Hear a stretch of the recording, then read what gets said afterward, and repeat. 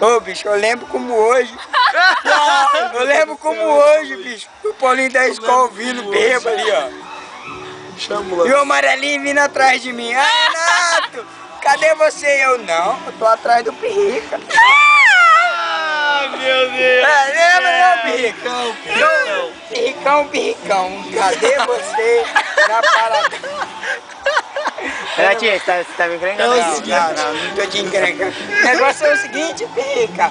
O negócio aqui é coisa de macho. Joga teu óculos. Não, óculos não, rapaz. Relógio? O teu relógio pra cima. Ai, meu senhor, vai. É que nem o... Não, isso não. Deixa ele falar. Não, eu falo, rapaz. Os quatro cantos. Os quatro cantos, Pirrica. É só os quatro cantos que pô. Só os cantos. Ah, não, então não vai dar nada não, meu amigo. Os quatro cantos nós faz assim, né, Pirrica? Você é macho? Quê? Oxi. Pirrica? Fala pra ela aí, Pirrica. Vai, guri. Essa queimou tudo. Eu não consigo fazer isso aí. A Cheirinha tá ouvindo. Ninguém tá ouvindo aí, ó. A Cheirinha tá incomodada. Você vai ter que contar isso pro Luiz.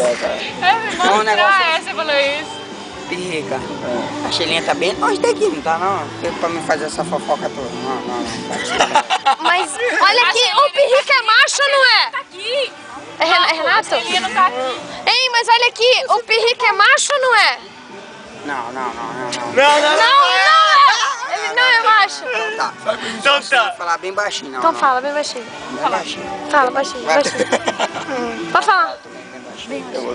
O negócio é o seguinte. O seguinte, ele é macho ou não é? Fala pra gente. O que você tá fazendo nessa câmera? Essa câmera tem um negócio. Não, um negócio eu sei que tem.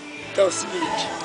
Ele vai contar a fofoca. Mas É o o seguinte é esse. misterioso e a fofoca eu não vou contar pra você.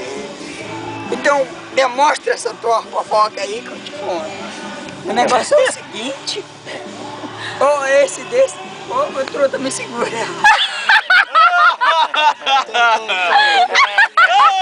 Perdeu, pegou.